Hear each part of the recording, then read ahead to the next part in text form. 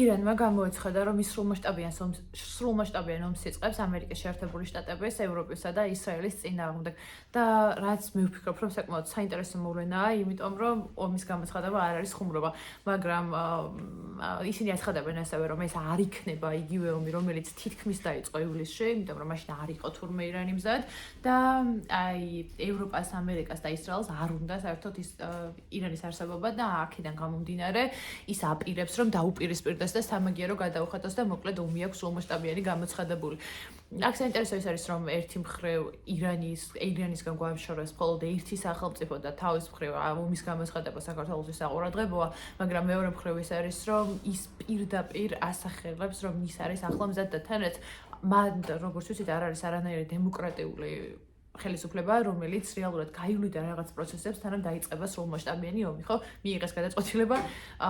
შეუძლიათ მოქმედებების დაწყება და თან ასევე აკეთებენ პროგნოზებს, რომ ეს გარდა იმისა, რომ არ იქნება დაძაბულობა, როგორც იყო ივლისში, მხოლოდ დაძაბულობით არ შემოიფარგლებიან. გარდა ამისა, ისინი პირდაპირ ასახელებენ, რომ ეს იქნება ბევრად უარესი, ვიდრე ირან-ირაყის ომი, სადაც ნუ ვიცით, რომ ათასობით ადამიანის სიცოცხლე შეიწირა ამ ომმა და მოკლედ საკმაოდ საშინელ პროგნოზებს აკეთებენ. ნუ ხა დაიწყებენ თუ არ დაიწყებენ მოქმედებებს, ამაზე ნუ კიდე ცალკე საკითხია, მაგრამ აქვე მინდა კიდე ერთ კონკრეტულ საკითხზე გავამახვილო თქვენი ყურადღება. რადგანაც იბლოკება ეს ინფორმაცია თუ არ ვიცი რა ხდება.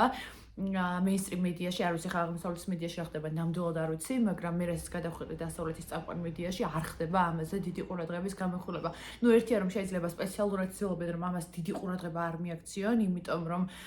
რაღაცა უფრო ყურადღება არ მისცენ და ამ ყურადღებით არ გამოკვებონ ეს პროცესები, მაგრამ ნუ მეგრული იმაზე მწყდება, რომ უკვე რამდენიმე წელია, შეიძლება 10 შეიძლება უკვე 10 წელზე მეტიც არის, რაც ადამიანები ტელეეკრანებს აღარ არიან მიჯაჭვულები იმისთვის, რომ მხოლოდ მათი ინფორმაციული დღის წესრიგი შედგეს იქიდან გამომდინარე კონკრეტული არხი რას გადაწყვეტს და რეალურად ძალიან ბევრი ადამიანი ცდილობს, რომ მიაწოდოს ინფორმაცია საზოგადოებას და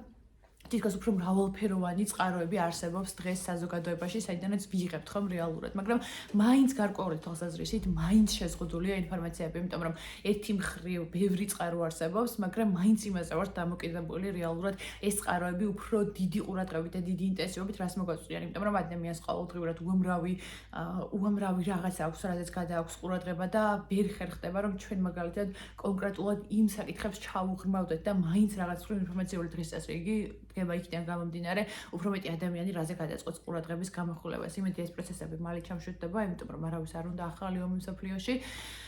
და იმედი 2026 წელი ამ ომის გარეშე დაიწყება და დამთავრდება და საერთოდ ეს ომი არ შედგება.